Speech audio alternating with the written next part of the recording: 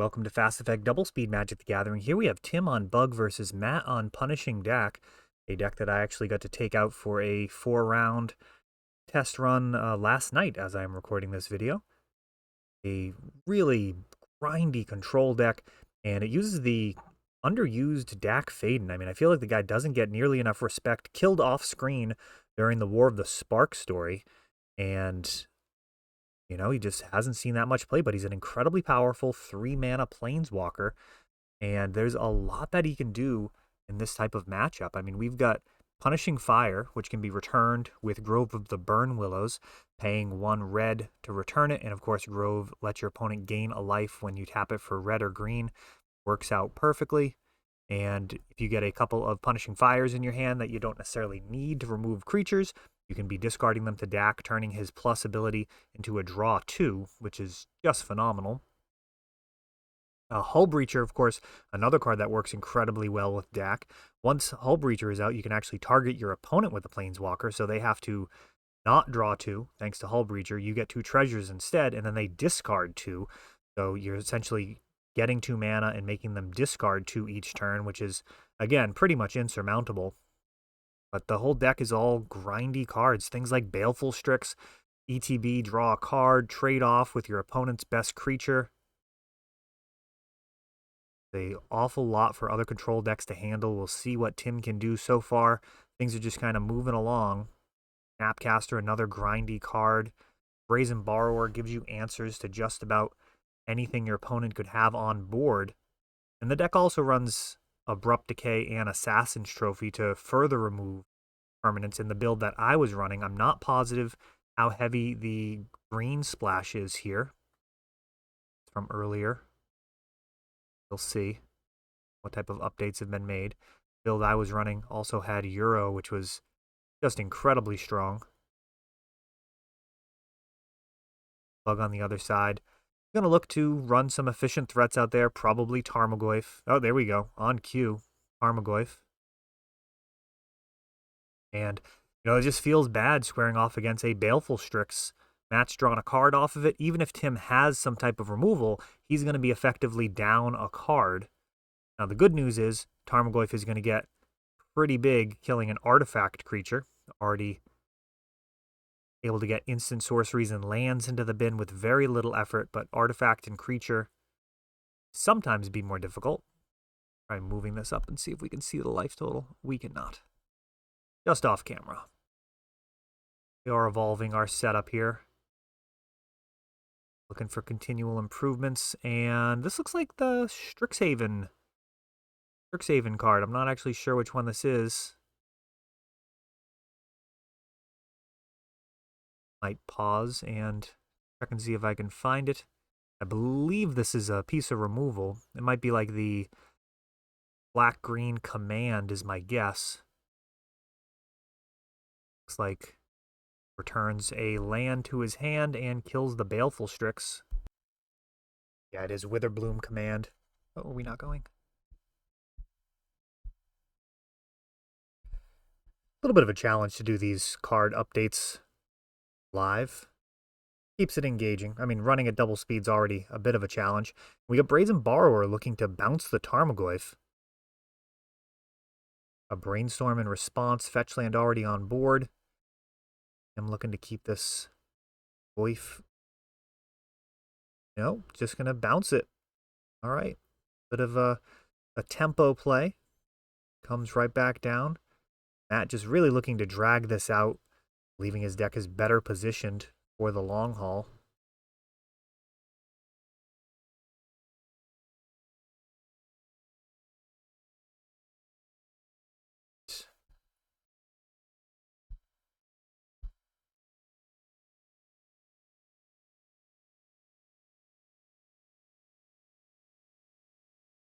Three mana for Euro. So he is, in fact, in the list. Absolute powerhouse card. Draws a card. Gains 3 life. Eventually lets you play a land from hand, ramping you.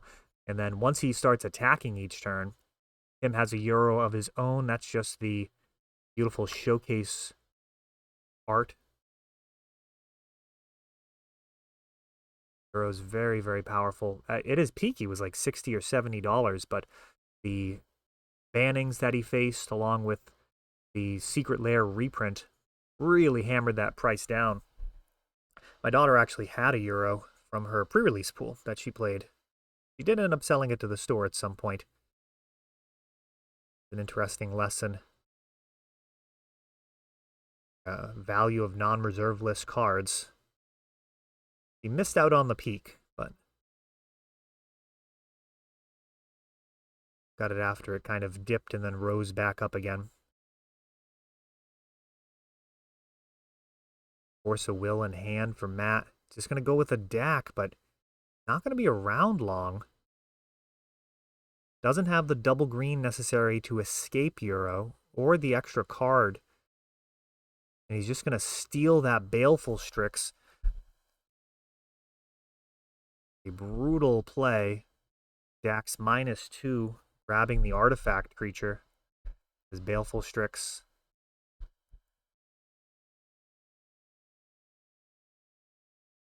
Will now trade with anything that Tim has.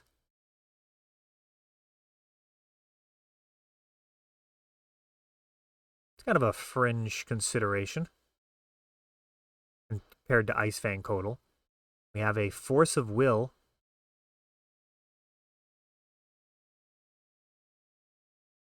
Probably no need to pull up what that card does. If you're watching this.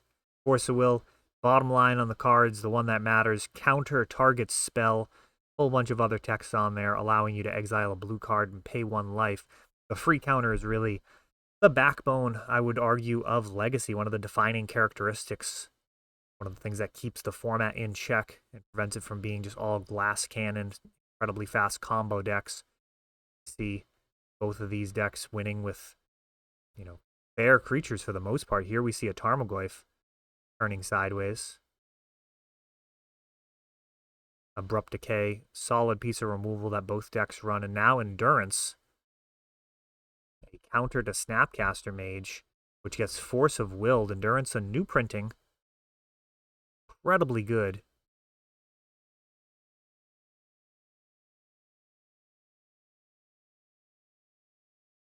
Shuffle your opponent's graveyard, or a player's graveyard, and then put it on the bottom of their library. And Fatal Push now takes care of Tarmogoyf, only to replace him with another Goyf. Snapcaster does not hold up very well in combat. Honestly, in this type of matchup, I would rather be playing with the Snapcasters than the Tarmogoyfs. Usually the person that has the most card advantage is going to end up winning this. And Euro can eventually show up and potentially trump a Tarmogoyf. 2 mana. We've got Punishing Fire, taking out the Baleful Strix. A responsive Brainstorm from Tim. He's going to try and keep this alive, but it's just going to be ice skating uphill. You'd need a Force of Negation, realistically, as that exiles the spell. Now Euro hopping out of the graveyard. Doesn't play particularly well with Tarmogoyf, as the exiling the 5 cards can sometimes become an issue.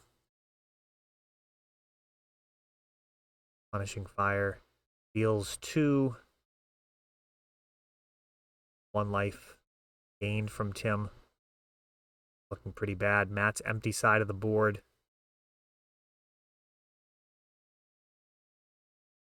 I thought he had a Euro in there still. I may have missed that.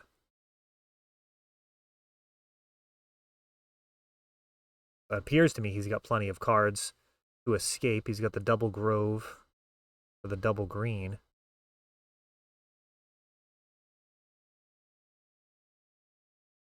Ponder. Yeah, Euro replacing himself is so strong, especially as you get a substantial mana base. Just paying 4 mana to draw a card is not the worst thing anyways. The fact that you get this huge 6/6 body that you can continue to push through damage with. Yeah, there is Euro in there.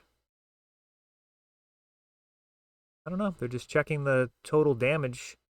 Tarmogoyf pretty huge thanks to the Planeswalker as well. a 6/7. The Brazen Borrower being cast, and a Punishing Fire. Not really going to matter. Brazen Borrower not able to block. And it looks like Matt, from a body language, maybe getting ready to scoop here. Euro gaining 3 life. Yeah, that'll do it. Gaining 3 life every turn makes it very difficult to keep pace. Just an excellent control card. It does heavy, heavy lifting and can really make it worth having a green splash. One card that I think would be interesting for this punishing Dack list would be Life from the Loam. Just giving additional cards that can function really well with Dack. Returning 3 lands and then using Dack is very, very strong. You'll get your land drop for the turn, as well as discarding the 2 extra lands, turning him into a +2, very similar to Punishing Fire. And on the other side, you're also dredging, so you can get things like Euro and Punishing Fire into the bin. I would like to see a single copy of Life from the Loam in the main deck. That could be really good. Hull Breacher, very, very strong as well. Now, Carpet of Flowers off of a Taiga. It's an interesting dynamic, because Carpet of Flowers definitely comes in versus decks like Bug, where they're pretty much making a ton of islands no matter what, Underground Sea and Tropical Island. They may have a Bayou, but overall, you really want your lands producing blue for all your cantrips. On the other side, this Punishing Dack deck could manage without a whole lot of islands, especially if it has Carpet of Flowers. You got Grove of the Burn Willows, Taiga, potentially a Bayou in there.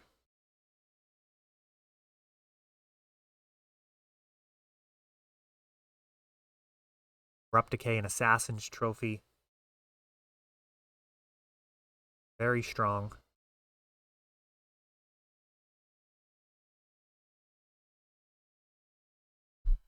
Really one of the main reasons for the deck playing black is to have that on-board removal.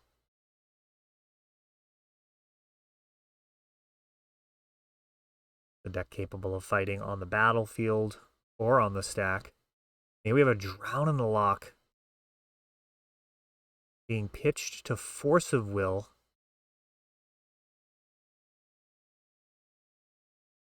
Oh no, I thought that was... What did we just see?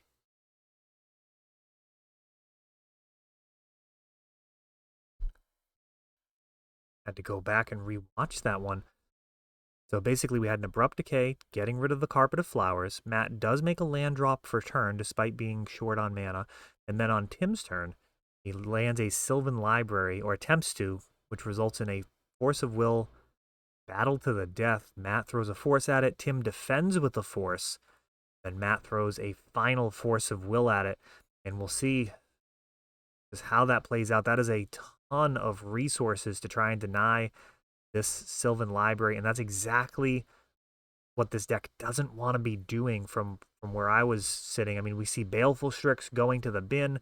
We see Drown in the Loch, another 1-for-1 card getting put aside. This card wants to grind out your opponent and then 1-for-1 trade with them. So an Assassin's Trophy would be acceptable. An Abrupt Decay would be best to handle a Sylvan before they get any advantage out of it. But losing 4 cards from your hand to trade with your opponent's 3 cards is kind of moving in the opposite direction that Punishing Dack wants to be in at this point of the game.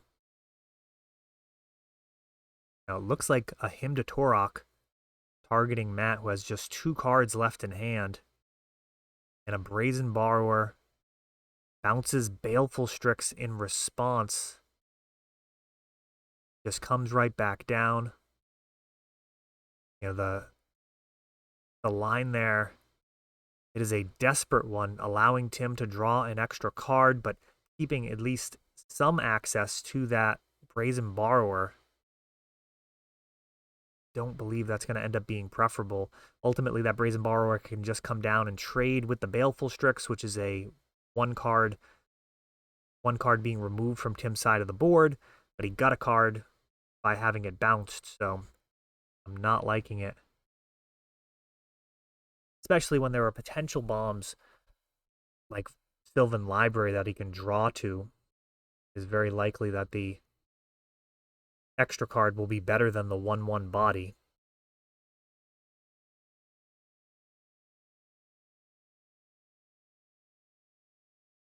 And now Witherbloom Command KOs the Baleful Strix and gets a land back for Tim. Tarmogoyf also comes down, and this is just spiraling out of control. Ponder. A hard cast, Force of Negation, exiles it. Tim just in excellent shape here, turning things sideways. Chunks of Matt's life dissipating before his eyes as this game is just starting to slip very far out of reach. Struggled with his mana a little earlier. That Carpet of Flowers would be golden, would be producing 4 mana a turn. That could really allow him to do some incredible things like cast Euro and escape it in the same turn, but instead, trying to be game, but Brazen Borrower just going to end up trading with the Baleful Strix. Brainstorms. Looking for a Strix of his own. Abrupt Decays are exchanged. All right, Tarmogoyf's off the board. He can suffer some 1 damage at a time chips from this artifact bird. Many games have been won 1 damage at a time from a Baleful Strix.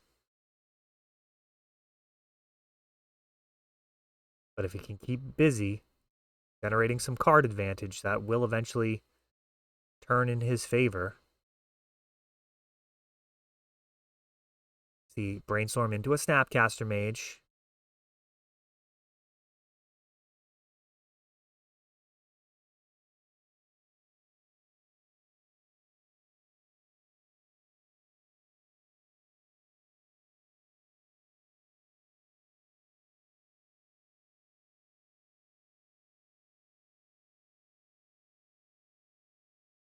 And another Baleful Strix.